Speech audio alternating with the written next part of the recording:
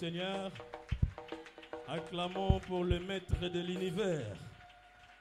Acclamons pour celui qui règne à jamais, pour celui qui domine sur toutes choses. Est-ce que nous pouvons acclamer Jésus? Fais-le bien, fais-le bien. On acclame le roi debout avec des cris de joie. Il mérite ça, il mérite ça. Acclamons le roi des rois, le soleil levant. Amen. Nous sommes debout, nous allons pouvoir lire la parole du Seigneur. Je demande à ceux qui sont assis de bien vouloir se lever pour honorer la parole du Seigneur. Nous allons lire Luc chapitre 5, du 1er jusqu'au 11e verset. J'ai avec moi la version Louis II. Luc chapitre 5, du 1er jusqu'au 11e verset. Je lis pour la gloire du Seigneur. Il se trouvait auprès du lac de Génézareth et que la foule se pressait autour de lui pour entendre la parole de Dieu. Il vit au bord du lac des barques d'où les pêcheurs étaient descendus pour laver leurs montant ces barques qui étaient à Simon, un peu de terre. Puis il s'assit et il enseignait la foule. Lorsqu'il eut cessé de parler, il dit à Simon, avance en pleine eau et jetez vos filets pour pêcher. Et Simon lui répondit, Maître, nous avons travaillé toute la nuit sans rien prendre, mais sur ta parole, je jetterai les filets. L'ayant jeté, il prit une grande quantité de poissons et leurs filets se rompaient. Ils firent signe à leurs compagnons qui étaient dans l'autre barque de venir les aider. Ils virent et remplirent les deux barques au point qu'elles s'enfonçaient. Quand il vit cela, Simon-Pierre tomba aux genoux de Jésus et dit, Seigneur, retire-toi de moi, parce que je suis un homme pécheur. Car l'épouvante l'avait saisi, lui et tout ce qui était avec lui, à cause de la pêche qu'ils avaient faite. Il en était de même de Jacques et de Zébédée, les associés de Simon. Alors Jésus dit à Simon, ne crains point, désormais tu seras pêcheur d'hommes. Et ayant ramené les barques à terre, ils laissèrent tout et les suivirent. Tendre Père, nous venons auprès de toi pour t'écouter. Nous te prions, Seigneur, que tu parles à nos cœurs. Nous avons besoin de ta parole, car c'est toi qui parles le mien. Ils ne savent pas parler. Nous âmes dans nos cœurs, parlez-nous par la puissance du Saint-Esprit. Amen.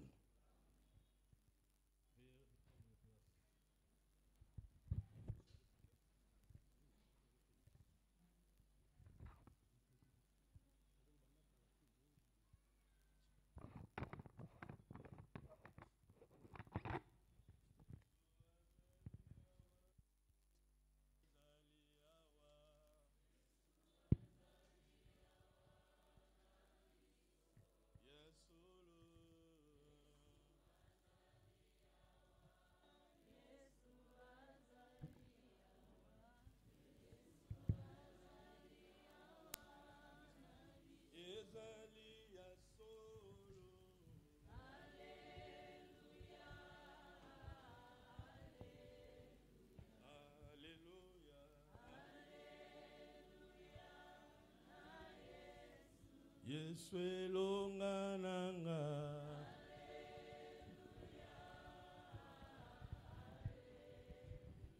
Alléluia.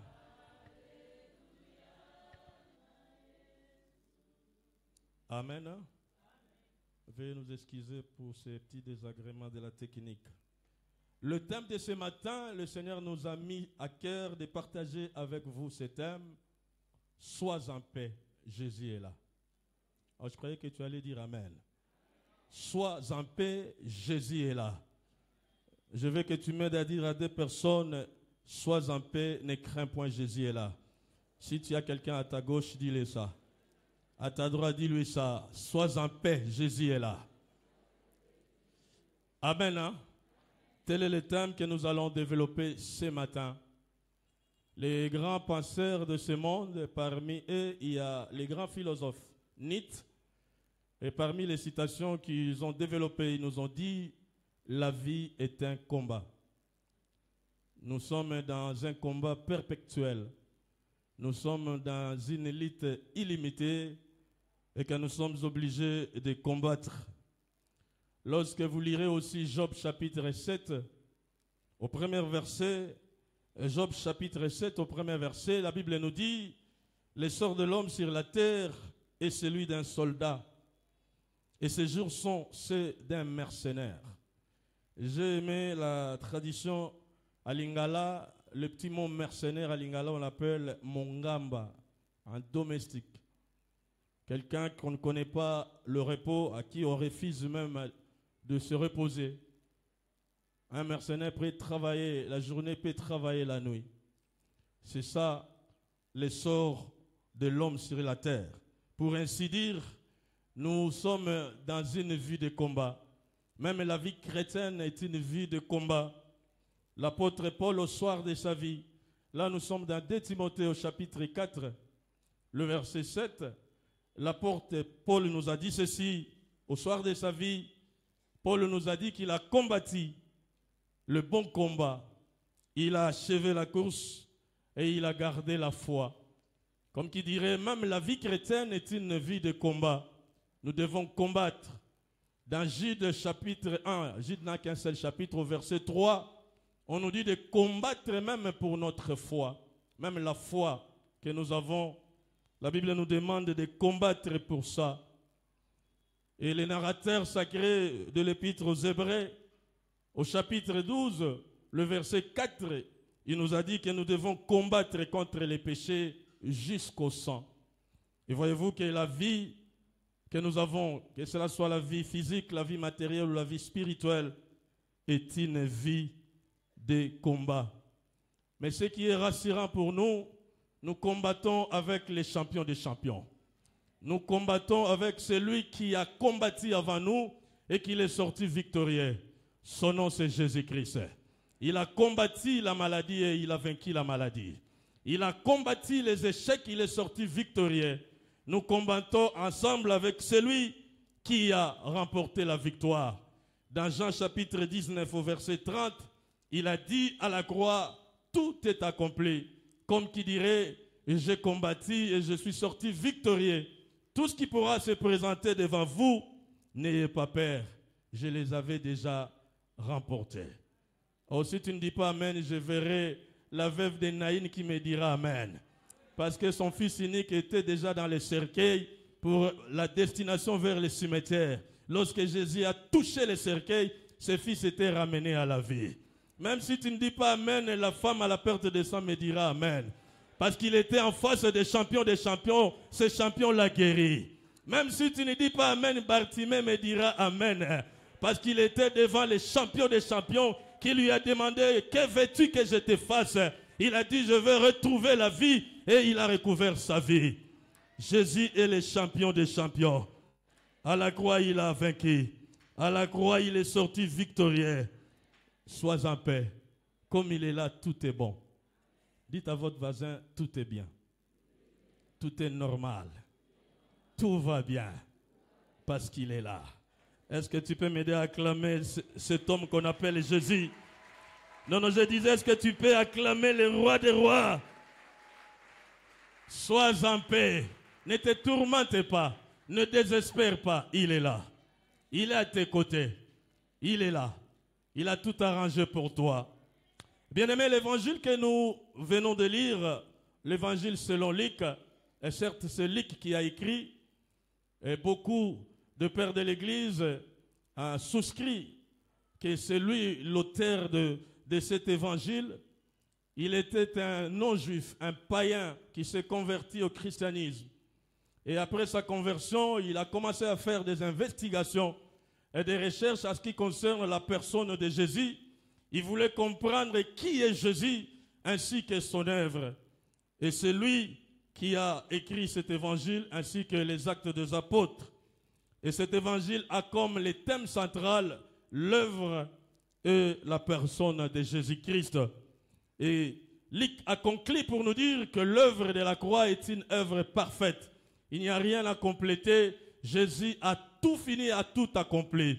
C'est une œuvre qui nous sauve et c'est une œuvre qui a aidé Dieu à réaliser son plan du salut pour toute l'humanité. J'ai aimé une sœur qui a chanté. S'il fallait regarder la position de ma famille, la position que j'occupe aujourd'hui dans la société, je ne pouvais pas avoir ça. S'il fallait compter le nombre de diplômes, je n'ai pas de grands diplômes. Mais à cause de l'œuvre de la croix m'a créé de l'espace dans la société. Je suis ce que je suis aujourd'hui. J'ai dit à quelqu'un aussi, l'œuvre de la croix va créer de l'espace pour toi. Cette œuvre-là cherchera des endroits pour t'imposer. Même là où les hommes ne veulent pas que tu sois là, l'œuvre de la croix va t'imposer. Oui, pour la personne de Jésus-Christ, Luc a remarqué la compassion de Jésus sur les hommes et les femmes qui étaient comme les parias dans la société juive, qui étaient comme le reprouvé, les exclus de la société, qui par un contact avec eux, c'était comme une malédiction. Et parmi ces gens, il cite les païens, les samaritains, le publicain, les enfants. Voilà pourquoi vous allez voir tour à tour Jésus qui dit « Laisse venir à moi les petits enfants ». Parce qu'en Israël, lorsque les grandes personnes se réunissent, les enfants n'avaient pas de place. Contact avec les enfants, c'était comme si tu étais en contact avec une suire. Et parmi ces reprouvés, il y avait aussi les païens, les non-juifs qui étaient exclus de la société israélite. Mais Luc a remarqué Jésus a choisi de se ranger, de se mettre à côté de ces marginalisés. Je veux dire à quelqu'un, même si tu as été oublié, même si tu es rejeté, il y a quelqu'un qui a choisi de se mettre à tes côtés. Son nom c'est Jésus. Oh, son nom c'est Jésus. Tu n'es pas seul, tu es avec Jésus. Oui, Luc nous a dit que Jésus a tellement de la compassion pour ces personnes-là, les hommes et les femmes, les parias dans la société juive. Tout ce que je suis en train de dire, vous pouvez lire dans Luc chapitre 3 au verset 12. Vous verrez ça. Luc chapitre 3 au 12e verset. Luc chapitre 5, le verset 27 au verset 31. Vous pouvez lire ça aussi dans Luc chapitre 7, le 29e verset. Ainsi, en Luc chapitre 15, du 2e au 9e verset. Quand vous lirez Colossiens chapitre 4, Paul fait mention de Luc comme un médecin. Il était médecin de formation, il était le médecin de l'apôtre Paul pendant ses voyages missionnaires. En tant que médecin, Luc présente Jésus comme le divin médecin, le meilleur thérapeute de tous les temps. Celui qui sait soigner, celui qui sait guérir les maladies physiques, même les maladies d'ordre spirituel. Je veux dire à quelqu'un, Jésus sauve toutes les maladies. Ah, Jésus sauve toutes les maladies. Maladies punitives, maladies spirituelles, même des maladies d'ordre de microbes. Jésus guérit toutes les maladies. Il fait mention de cela. Il sait répertorier le miracle de Jésus en ce qui concerne la guérison des maladies, de guérison physique, de guérison spirituelle. Il conclut cet évangile pour dire cette personne de Jésus, c'est lui le sauveur et le libérateur. Il a écrit cela dans Luc chapitre 4, le verset 18 à 19. Jésus est venu libérer les captifs. Il est venu rendre libres les opprimés. Il est venu ouvrir les prisons pour libérer tout ce qui était condamné à la prison éternelle. Jésus est venu libérer tous ces prisonniers. Il dit aussi que Jésus est le sauveur. Là, vous lirez Luc chapitre 19, au 10e verset. Luc chapitre 19, au 10e verset, l'évangéliste Luc nous dit ceci: Jésus est venu chercher et sauver ceux qui étaient perdus. Je veux dire à quelqu'un, il y a quelqu'un qui a quitté le ciel pour venir te chercher. Il est venu te sauver. Il est venu te libérer. Il est venu changer ton histoire. Il est venu te donner ce que ta famille a refusé de te donner. Son nom, c'est Jésus-Christ. Pour la péricope sous examen que nous avons choisi ce matin, le chapitre 5 de l'évangile selon Luc, cet évangile reprend 6 miracles qui se retrouvent seulement dans l'évangile de Luc, pas dans d'autres évangiles. Et parmi ces 6 miracles, le chapitre 5 est le premier miracle qu'on appelle la pêche miraculeuse. Là, nous sommes dans le chapitre 5, du premier verset jusqu'au 11e verset. Voici les 6 miracles. Le premier miracle, c'est la pêche miraculeuse que Luc a répertorié, uniquement que Luc qui a répertorié, c'est ça. Et deuxième miracle, c'est la résurrection du fils de la veuve de Naïn. Chapitre 7, verset 11 à 17. On nous parle de la résurrection de ce fils unique de la veuve de Naïn. Et le troisième miracle, nous sommes au chapitre 13, le verset 10 au verset 17. C'est la guérison d'une femme qui avait l'esprit de l'infirmité, où l'esprit mauvais l'a courbé pendant 18 ans. Jésus l'a guéri de cette infirmité. Et le quatrième miracle que Luc a répertorié, c'est au chapitre 14, du 1er jusqu'au 6e verset, la guérison de l'homme frappé d'hydropisie. À Lingala, je vis la maladie Oyevimbi Sakanzoto, communément appelée maladie Nzoko. Jésus l'a guéri, cet homme hydropique, de cette maladie. Et le cinquième miracle, c'est le chapitre 17, le verset 11 jusqu'au verset 19, la guérison des 10 lépreux.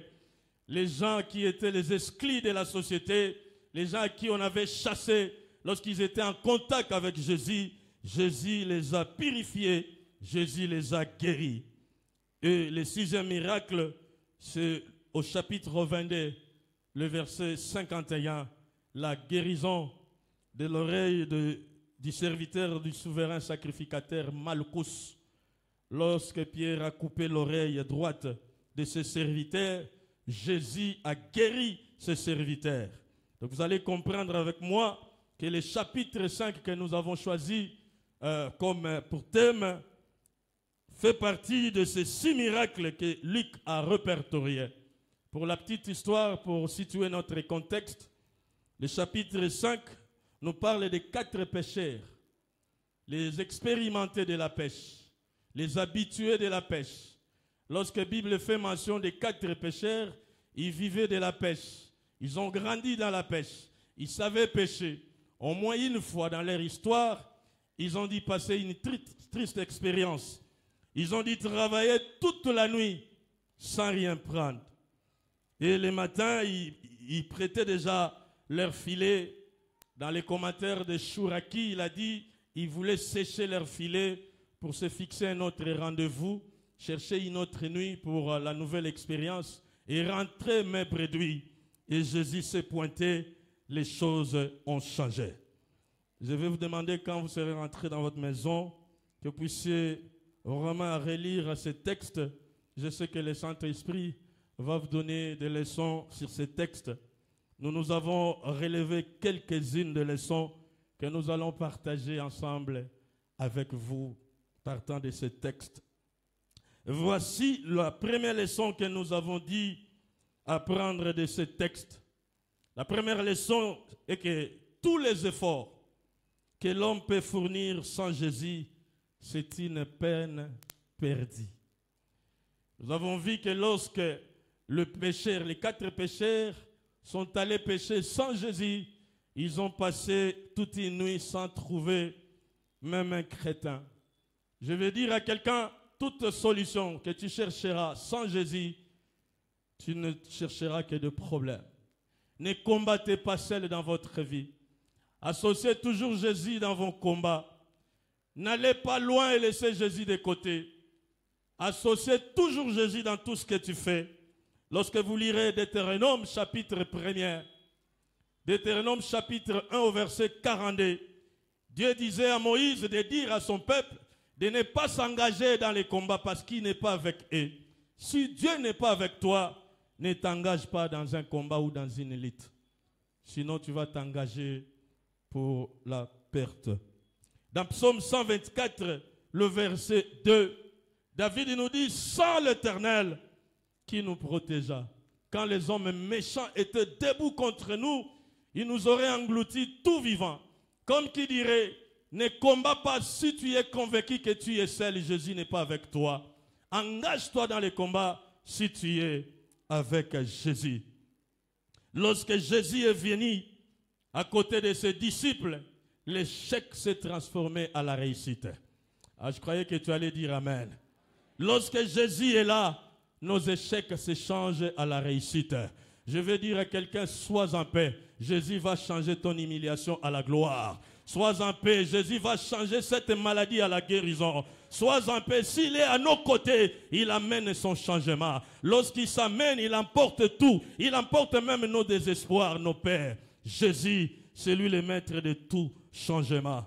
Lorsque vous lirez Psaume 84, le verset 5, nous prions un Dieu d'essayer encore. La Bible nous dit, heureux ceux qui habitent ta maison, car ils peuvent te célébrer encore. Tu peux aussi dire, heureux ceux qui sont ensemble avec Dieu, avec Jésus, ils peuvent le célébrer encore. Je suis venu ce matin annoncer la saison de célébration pour quelqu'un. Même si depuis que l'année a commencé, tu n'as encore pas célébré le Seigneur, je suis venu vous annoncer la saison de célébration. Même si tu avais célébré hier, aujourd'hui il te dit, tu vas le célébrer encore. Parce qu'il est le Dieu d'essayer encore. Les disciples l'ont dit, nous avons travaillé toute la nuit sans rien prendre. Mais il a dit, essayez encore. Allez-y dans les eaux profondes, jetez vos filets. Nous prions le Dieu d'essayer encore, le Dieu de la seconde chance. Je veux que tu essaies encore. Là où tu as échoué hier, aujourd'hui, Jésus a dit, vas-y essayer. La réussite t'attend. Je vais dire à quelqu'un qui a échoué l'autre fois, et cet échec n'est pas obligatoire, oublie ça. Aujourd'hui, Jésus te dit, essaye encore. La réussite est devant toi. La réussite est devant toi. Lorsque Jésus est là, nous pouvons le célébrer encore. Même si tu as une maison, les gens te disent d'aller déjà vous loger déjà parce que c'est le fruit de toute la carrière. Dites-le non, non, non, le Seigneur m'a dit, je vais les célébrer encore. Laisse que tu ajoutes des maisons sur maisons. Laisse que tu ajoutes de gloire en gloire. Que tu montes encore parce que nous prions le Dieu de célébrer encore. Dites avec moi, je vais les célébrer encore. Non, non, je veux que tu le dises ça avec foi. Je vais les célébrer encore.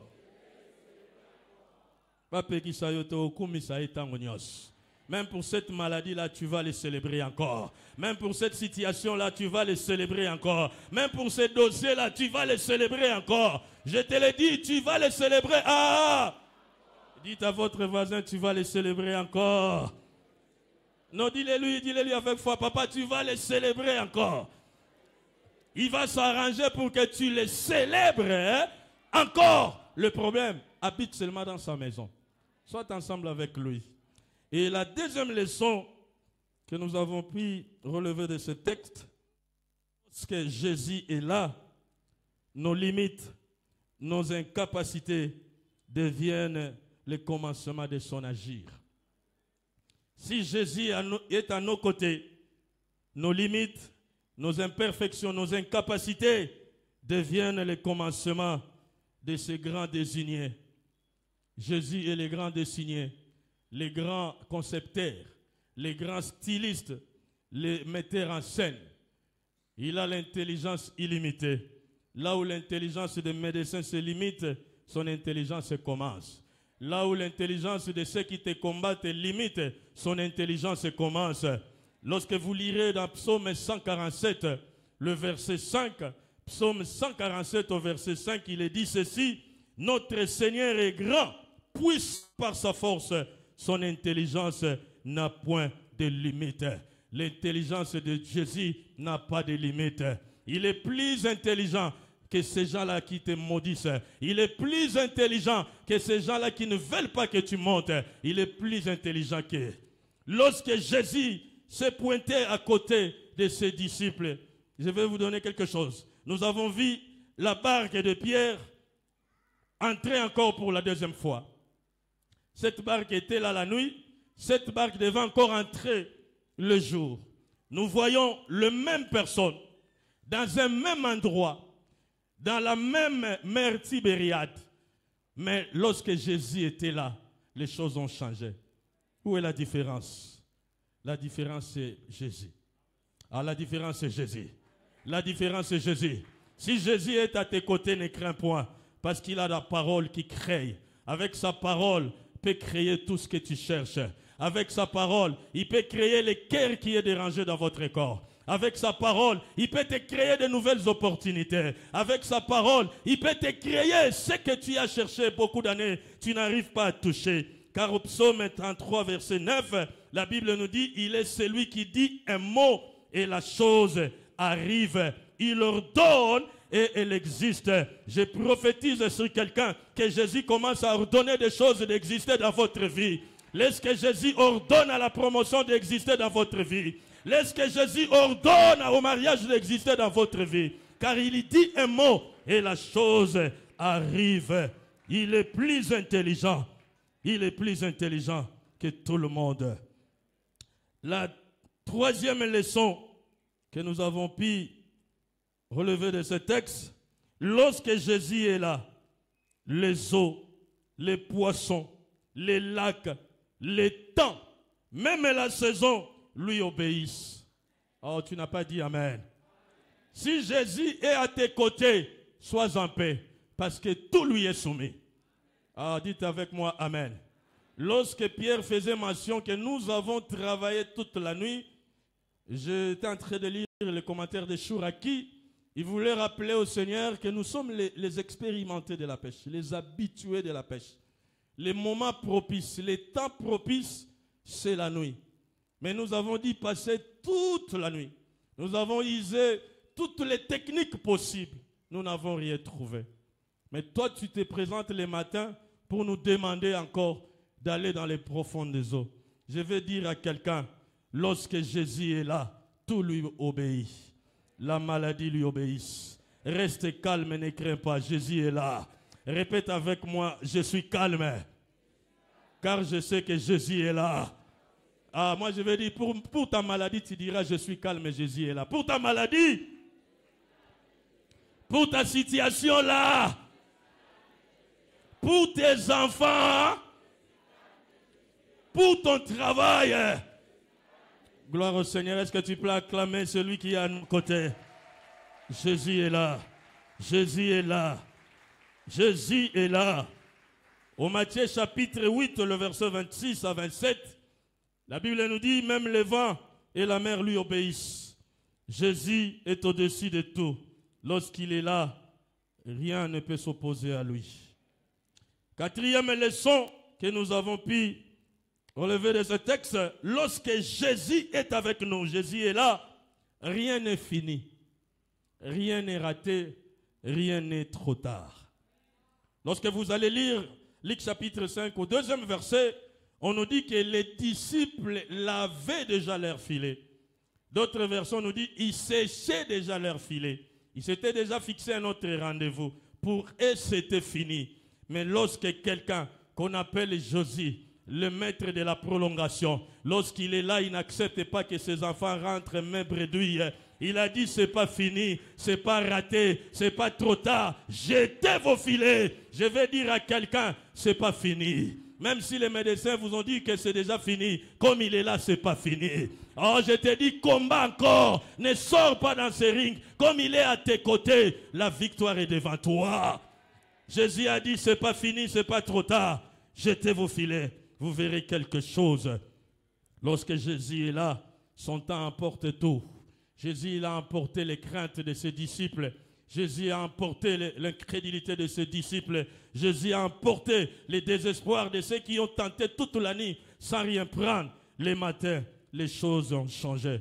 Laisse que Dieu change des choses dans votre vie. Il a dit lui-même dans Jean chapitre 10, au verset 10, « Je suis venu donner la vie, mais une vie en abondance. » Je vais dire à quelqu'un qui subit la destruction, qui subit la sécheresse, Jésus est venu vous donner la vie, et cette vie en abondance. Jésus-Christ, s'il est là, restons calmes. La cinquième leçon que nous avons pu mettre de côté pour ce matin, lorsque Jésus est là, il y a toujours une grâce. Ah non, je croyais que tu allais bien me dire amen. Un fort amen. Lorsque Jésus est là, il y a toujours une grâce qui nous localise. Une grâce qui localise ses siens. Au verset 1er, on nous dit, Jésus s'est trouvé auprès du lac de Génézareth. Dans d'autres versions, on appelle ça la mer de Tibériade. C'est des mêmes appellations. Le lac de Génézareth, c'était un centre de commerce pour toute la région de Galilée. Les gens venaient se ressourcer. Il y avait plusieurs pêcheurs dans cette mer de Tibériade. Mais voici ce qui s'est passé. La grâce qu'on appelle Jésus est allée choisir l'une des barques de ses disciples. Il a laissé les autres pêcheurs. Il est allé monter. C'est l'une des barques de ses disciples. Laisse que la grâce te localise. Laisse que la grâce de Dieu te cherche et te localise. Laisse que la grâce te localise dans cette maladie-là et te guérisse.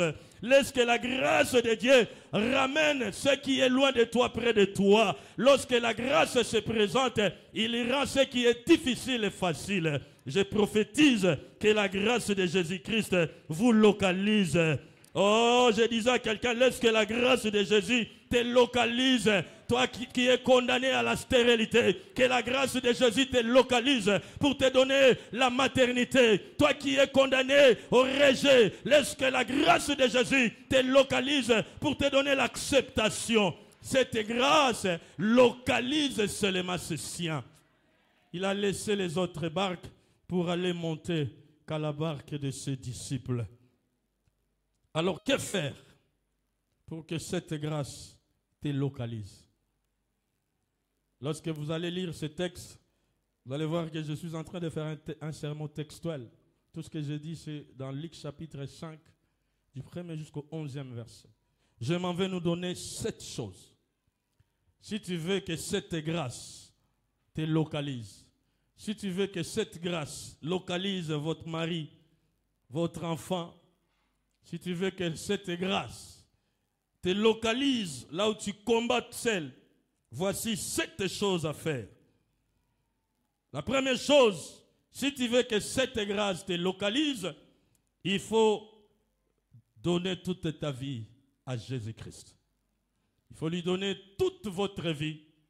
Ses disciples ont donné l'une des barques à Jésus-Christ. Il est monté dessus. Tu veux que cette grâce te localise, donne ta vie à Jésus et tu verras sa grâce. Dans cette église, on nous apprend, ça c'est pas une leçon à répéter, comment tu peux donner ta vie à Jésus. On nous répète les textes de Marc chapitre 1 verset 15. C'est par la repentance et la foi. Il faut donner toute ta vie, tout pour Jésus et rien pour toi. Donner tout à Jésus et cette grâce te localisera. Deuxième chose, nous sommes au verset 3. Si tu veux que la grâce qu'on appelle Jésus te localise, il faut obéir et faire ce qu'il te demande. Au verset 3, on nous dit, Jésus pria à Simon de s'éloigner un peu de terre, de quitter le rivage, de s'approcher vers les eaux profondes. Si tu veux que la grâce te localise, obéis à Jésus et fais ce qu'il te demande de faire. Luc chapitre 6, verset 46, il dit, pourquoi m'appelez-vous Seigneur, Seigneur, et ne faites pas ce que je vous demande. Si tu veux que cette grâce te localise, c'est moi, même le mois qui va commencer bientôt, obéis à ce que dit Jésus et fais tout ce qu'il te demande. Troisième chose, nous sommes au verset 4. Il faut avancer avec Jésus vers les eaux profondes.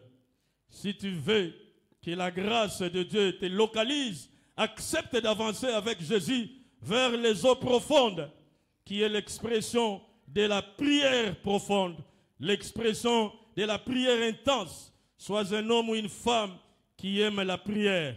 Accepte de passer du temps dans la prière. Accepte de parler, de communiquer avec Jésus dans la prière. Ici, l'expression La métaphore qu'on a utilisée, c'est les eaux profondes.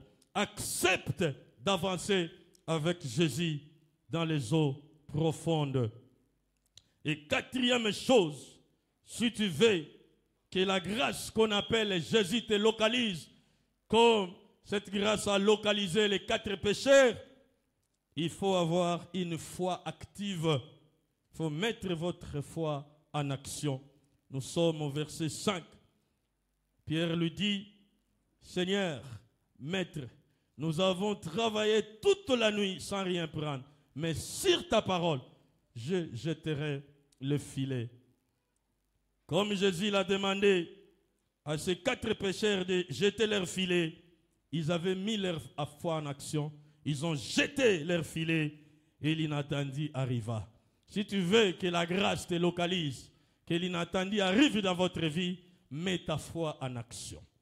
Oh, je croyais que tu allais dire Amen. Mets ta foi en action. Crois que Jésus est capable de tout changer. Crois que Jésus a le dernier mot. Lorsqu'il n'a rien dit, les choses peuvent tourner. Lorsqu'il n'a pas encore sifflé le dernier coup, ne quitte pas le terrain. Attends le dernier coup de sifflet. C'est lui que la Bible appelle le commencement et la fin. Alpha et l'oméga. Le premier et le dernier. C'est lui qui a le dernier mot. Ce ne sont pas tes parents ni tes ennemis qui ont le dernier mot. C'est lui qui a le dernier mot. C'est Jésus. Oh, c'est Jésus. C'est Jésus. Ce ne sont pas les médecins, c'est Jésus.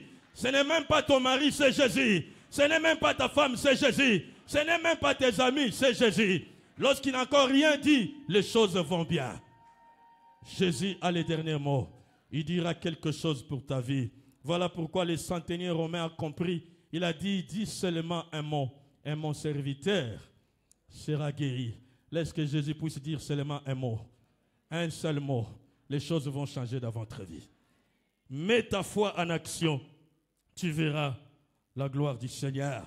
Il était en face de la sœur, les 2 sœurs de Lazare. Là, nous sommes dans Jean chapitre 11, au verset 40. Lorsqu'il disait, Seigneur, tu es venu en retard, il est déjà passé 4 jours. Il sent déjà. Il n'y a même pas moyen de nous approcher. Il a dit, ne t'ai-je pas dit, si tu crois, tu verras la gloire du Seigneur. Comme qui dirait, mettez seulement votre foi en action, vous verrez les miracles. Lorsqu'ils ont dit oui, nous croyons à cela, il est allé devant la tombe de Lazare. Il les a demandé d'ôter la pierre et il a crié, Lazare, sors! Les morts sont sortis du tombeau vivant. Je vais dire à quelqu'un, mets ta foi en action. Tu verras, même ceux qui sont déjà enterrés vont ressusciter. Parce que celui qui est à tes côtés a le pouvoir de ressusciter tout. Il se présente lui-même comme la vie et la résurrection. Il dit, je suis la vie et la résurrection. Si tu te confies à moi, je vais ressusciter tout. Laisse que tout ce qui est mort dans votre vie, dans votre santé, le ressusciter des 3e jour, ressuscite cela. Même les projets déjà enterrés, que Jésus ressuscite cela. Même la promotion enterrée, que Jésus ressuscite cela. Même cette santé-là enterrée, que Jésus ressuscite votre bonne santé. Il est la vie et la résurrection. Oui, 5e chose. Si tu veux que la grâce qu'on appelle Jésus te localise. Pourquoi j'insiste, cette grâce s'appelle Jésus. Vous lirez Luc chapitre 4, 19, il s'est présenté comme une année de grâce. Il dit, je suis venu annoncer une année de grâce. Lorsqu'il disait annoncer une année de grâce, il se présentait lui-même que je suis la miséricorde de la grâce de Dieu. Voilà pourquoi j'insiste, si tu veux que la grâce qu'on appelle Jésus te localise, voici la 5e chose. Nous sommes au verset 5, il faut croire et aimer la parole de Dieu. Les disciples ont dit, sur ta parole. Comme qui dirait, nous avons crié à ta parole. Nous allons faire ce que tu nous as demandé. Bien-aimé, aime la parole de Dieu. Crois à cette parole. Vis cette parole. Tu verras la gloire du Seigneur. 6e chose avant-dernière. Si tu veux que cette grâce te localise, comme elle avait localisé les 4 pécheurs, nous sommes au verset 8. La Bible nous dit, lorsque les disciples étaient étonnés, parce que Jésus, c'est le Dieu d'étonnement, les disciples ont vu les choses terrible. Depuis qu'ils ont commencé à pratiquer la pêche, c'était pour la première fois. Sinon, la Bible aurait fait mention de ça, que ces miracles se reproduisent exactement comme autrefois. Mais la Bible nous dit, ils avaient vu quelque chose d'étonnant, que le filet voulait se rompre, jusqu'à ce qu'ils ont dit appeler ceux qui n'étaient pas. Au premier qu'ils avaient dit, lorsque la grâce de Dieu est là, quand ils sont même dans la copose à la guitare. Alors, bien. Ton nom figurera même dans la mission où tu n'as pas été cité. Parce que la grâce de Dieu s'est localisée. Ils ont appelé au secours, venez nous aider. La Bible nous dit, ils étaient dans l'étonnement. Laisse que ce Dieu qui étonne vous étonne encore. Qu'il fasse des choses qui vont vous étonner. Qu'il fasse des choses qui étonnera même tes ennemis. Qu'ils soient choqués de ce que Jésus fera de vous. Ils étaient étonnés de voir quelque chose d'extra. Ils ont appelé, amis, venez nous aider. Et la Bible nous dit, Pierre se retira. Il est allé tomber à genoux devant Jésus. Il a dit, retire-toi de moi, je suis un simple pécheur.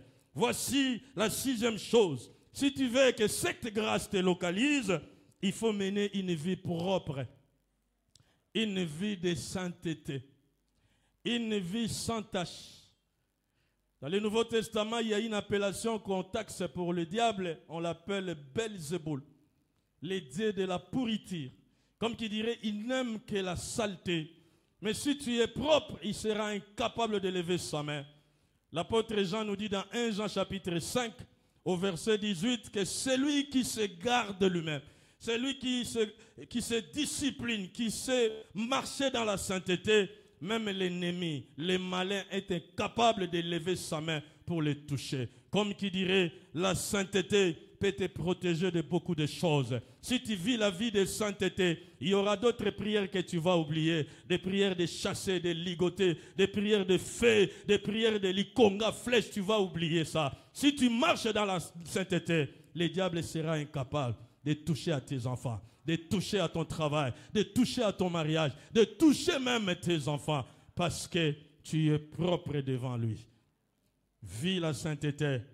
Pierre s'est vu un pécheur. Il ne voulait même pas parler devant le Seigneur. Et la dernière chose, toujours au verset 8, l'expression qu'on a utilisée, tomba devant les genoux de Jésus, c'est l'expression de l'adoration. Remplace tes pleurs, remplace tes soucis, remplace tes lamentations, remplace tes inquiétudes par l'adoration et la louange.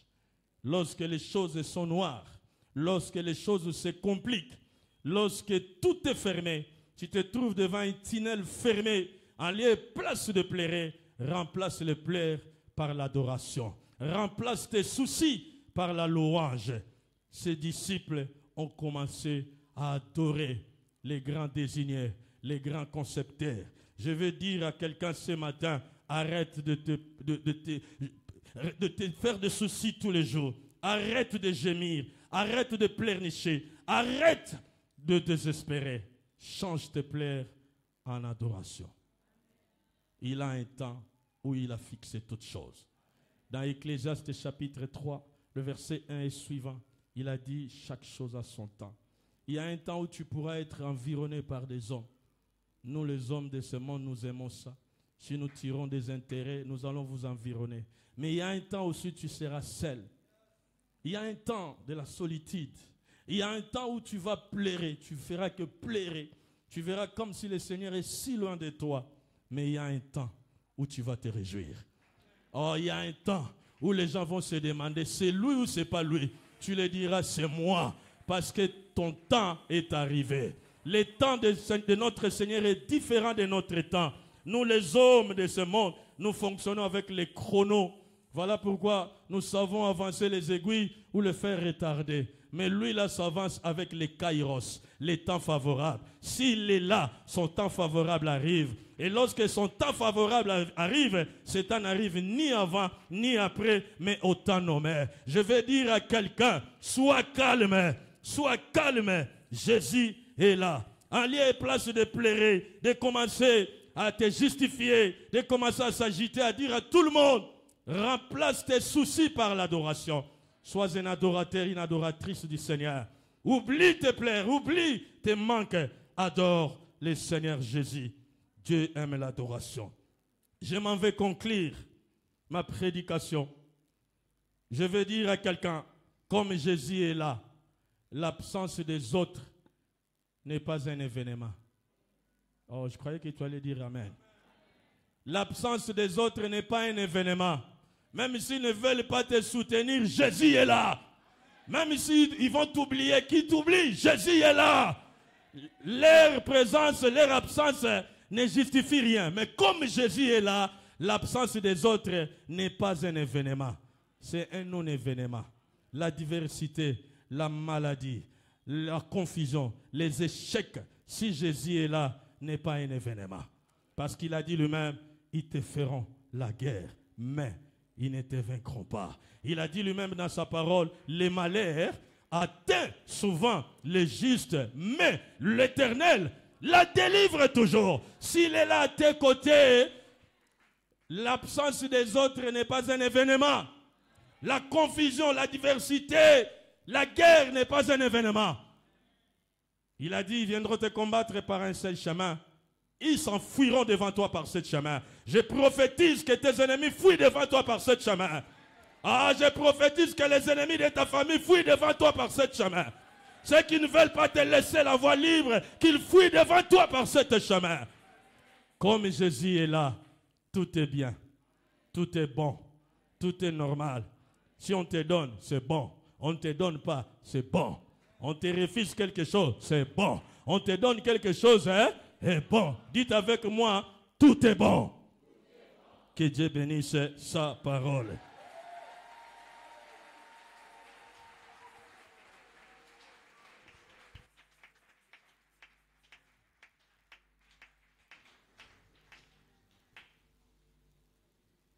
Amen. Amen. Est-ce qu'on peut acclamer pour cette parole? Cette parole qui nous rassure. Cette parole qui nous donne la paix du cœur. Cette paix que le monde ne peut donner. Cette paix qui ne provient pas de biens matériels. Parce que tout passe. Même les gens autour de nous passeront. Même tout ce que nous envions passera. Mais il y a une chose que nous devons désirer au plus profond de nous, c'est la présence permanente de Jésus-Christ. Parce que si Jésus est là, tout va bien. Est-ce qu'on peut se lever pour dire merci à Dieu pour cette parole? Dis merci à Dieu pour cette parole. Je ne sais pas dans quel état d'esprit tu es venu ce matin. Je ne sais pas dans quel problème, quel tourment tu te trouves ce matin. Je ne sais pas dans quel défi se trouve devant toi. Je ne sais pas. Qu'est-ce qui t'a abattu? Qu'est-ce qui t'a découragé? Qu'est-ce qui t'a poussé au bout? Dis merci à Dieu. Dis parce que Jésus est là. Je me sens rassuré. Je me sens en paix. Je me sens reconforté. Je me sens restauré. Je me sens encore plus vivant. Prions tous le Seigneur. Jésus-Christ, tu es tout pour moi. Ta présence me rassure. Tu es mon assurance vie. Tu es tout pour moi. Lorsque toi tu es là, même si le monde entier m'abandonne, toi tu combleras tout le vide. Parce que toi, tu surpasses tout. Avec toi, Seigneur, il y a la vie, la résurrection, il y a la solution. Lorsque toi tu es là, plus de confusion, plus de malédiction, plus d'opprobre, plus de maladie. Parce que toi tu es la solution. Laisse-moi bénir ton nom, ô Dieu. Merci. Sois élevé dans cette assemblée. Merci, Seigneur Jésus-Christ. Bien-aimé, le thème même est une interpellation. C'est une invitation. Sois en paix. Je ne sais pas pourquoi tu es troublé. Amen. Si un tel thème revient ou vient en ce jour, c'est parce que quelque part, toi, tu es troublé. Et Dieu sonde le cœur. Dieu voit la réalité de nos cœurs et il apporte toujours solution. Amen. Sois en paix, Jésus est là. Est-ce que Jésus est là dans ton cœur? Si Jésus est là, bien-aimé, sois en paix. Parce que c'est ça la solution. Amen. Pourquoi nous devons être en paix quand Jésus est là? Parce que c'est lui qui est l'agent des changements. Il change tout. Il change tes peines en joie, tes souffrances en solution. Jésus-Christ est celui qui change tout, qui transforme les situations. Rien n'est impossible devant lui. Il n'y a pas de limite. Lui, il est au-delà des limites. Même les limites que les sorciers ont placées, les marabouts ont placées, même les parents ont placé des limites. Jésus-Christ est là pour t'aider à les surmonter, à les dépasser, à aller au-delà même de tes efforts, au-delà même de tes capacités. Parce que Jésus-Christ est sans limite. En lui, tout est illimité. Jésus-Christ, devant lui, tout est soumis. La maladie lui est soumise. La malédiction lui est soumise. Les échecs lui sont soumis. Tous les combats devant lui, c'est rien. Parce que lui, il marche avec la victoire. Le pasteur nous a dit, Jésus-Christ a tout accompli. Ce que tu désires là, il a accompli. Est-ce qu'on peut lui dire encore merci? Dis merci à Dieu. Dis merci à Dieu pour Jésus-Christ qui a tout accompli. Il a donné la solution à tous nos problèmes. Il a donné la guérison à toutes nos maladies. Peu importe la source, peu importe la raison, peu importe la durée, peu importe le verdict de médecin, Jésus-Christ est la solution. Parce que c'est lui qui guérit de toute maladie. C'est lui qui a porté la malédiction pour qu'aujourd'hui nous soyons bénis. C'est lui qui s'est fait pauvre pour qu'aujourd'hui nous soyons enrichis. C'est lui qui a porté tout ce qui nous faisait mal pour qu'aujourd'hui il a porté notre condamnation. C'est lui qui s'est fait pécher pour qu'aujourd'hui nous soyons agréés par Dieu. Il a brisé toute barrière de séparation. Nous qui étions autrefois éloignés, autrefois rejetés, autrefois inconnus par le Dieu vivant, aujourd'hui Jésus-Christ nous a rapprochés du Seigneur. Il nous a fait entrer dans la parcelle de sa grâce. Il nous a donné sa vie. Il nous a donné sa condition. Avec Jésus, nous sommes devenus co-héritiers de Christ. Pourquoi ne pas t'adorer, Jésus? Pourquoi ne pas te lever? Pourquoi ne pas te louer? Parce que toi, tu es la seule chose que je peux désirer dans ce monde. Lorsque toi, tu es là, je suis comblé. Alléluia, Jésus. Bien-aimés, j'aimerais que nous puissions prier pour demander à Dieu de nous rendre capables de faire les choses qui attirent la grâce pour que la grâce nous localise. Amen. Tu as besoin d'être localisé par la grâce. Sois rassuré au fond de toi que Christ est dans ta vie. Amen. Ce n'est pas la présence dans l'église.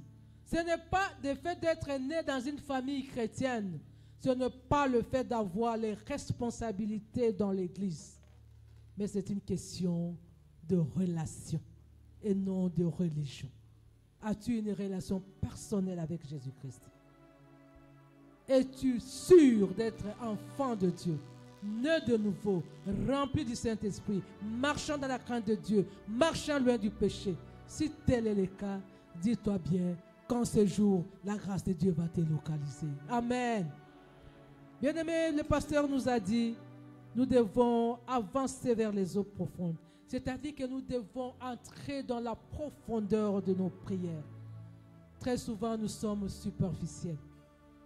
Et très souvent, nous répétons la même chose chaque jour, à chaque instant. Parce que c'est ça qui nous trouble.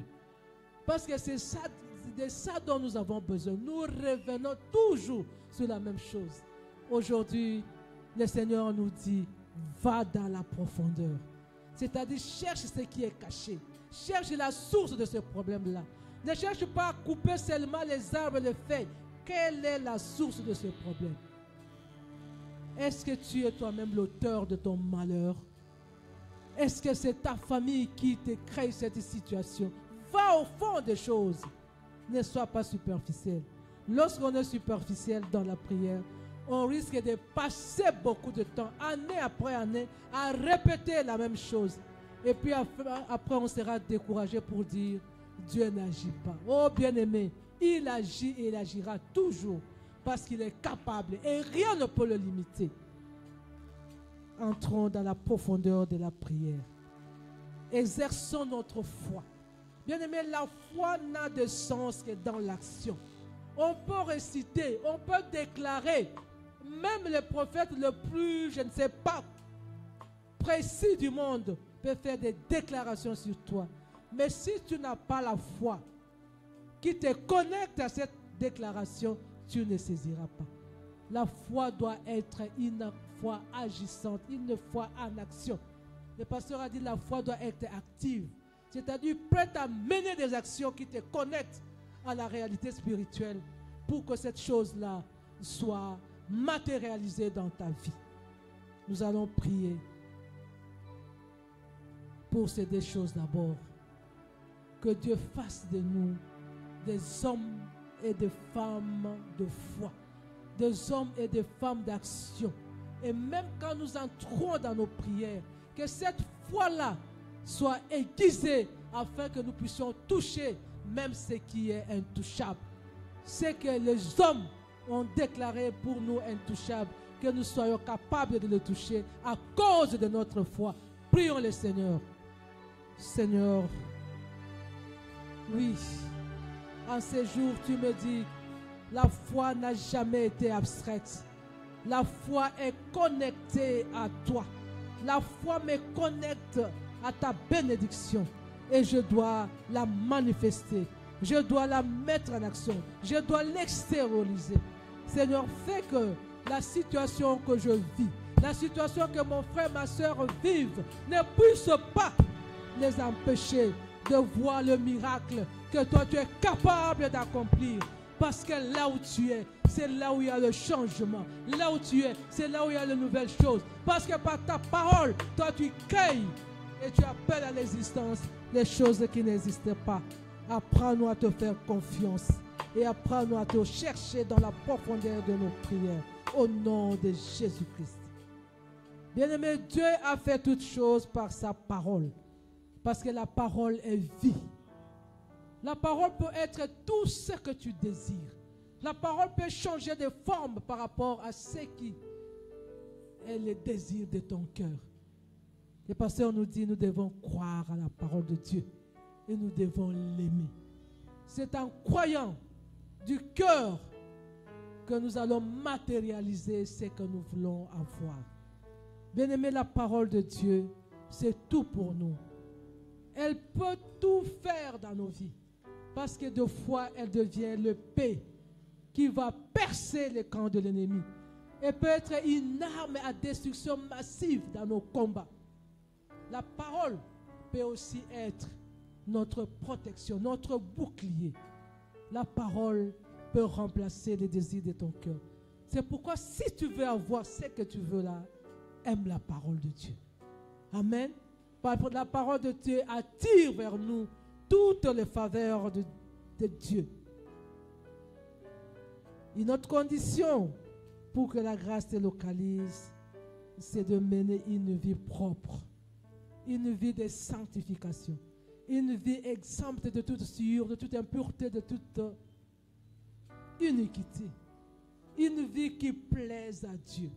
Pourquoi? Tout simplement parce que c'est lui qui est la source de tout bien durable. Celui qui comble est saint.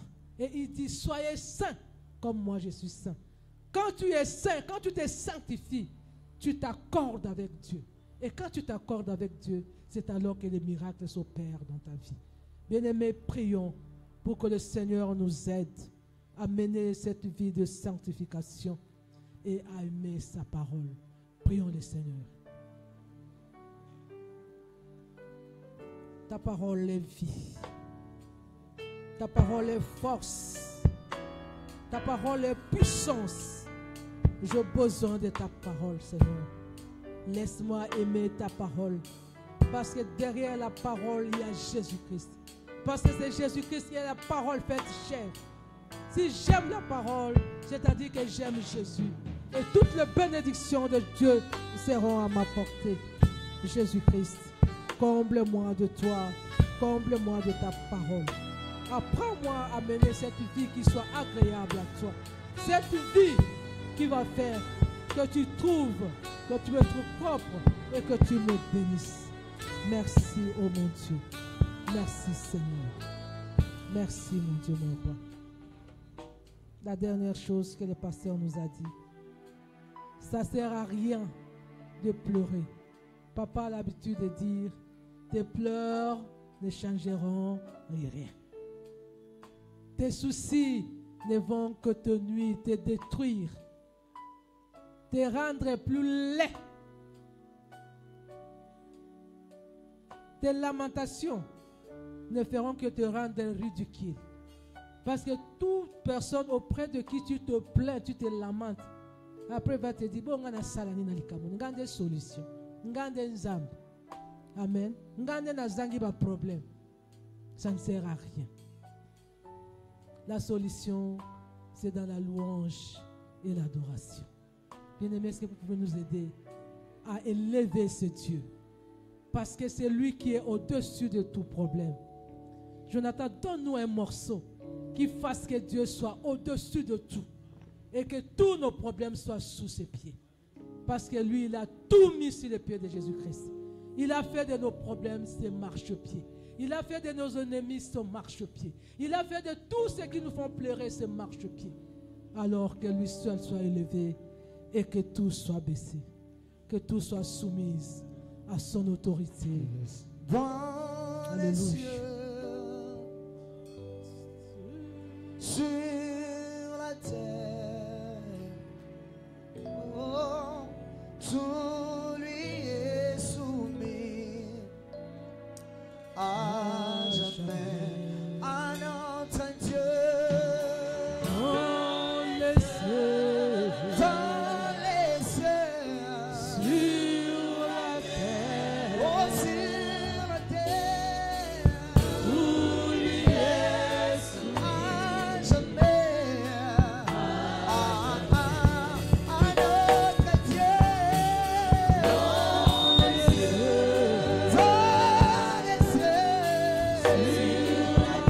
oh, sur la terre, tout lui est à jamais.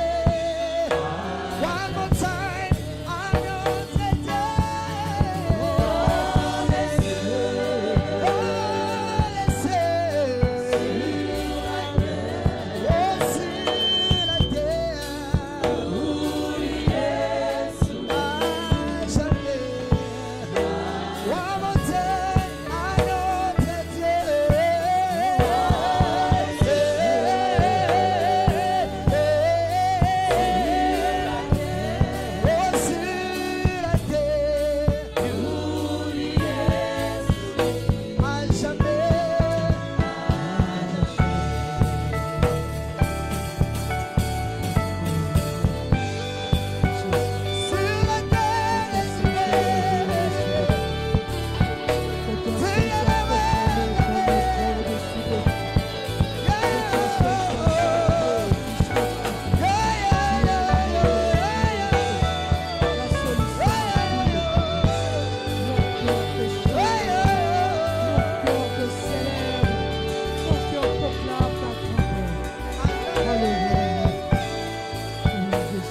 J'aimerais entendre ta voix. Honneur à toi, À jamais. notre Dieu, dans les cieux, sur la terre, sur la terre, tout lui est soumis à jamais.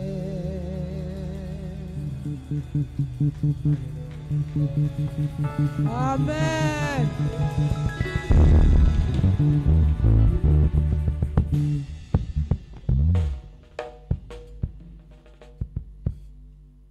Amen.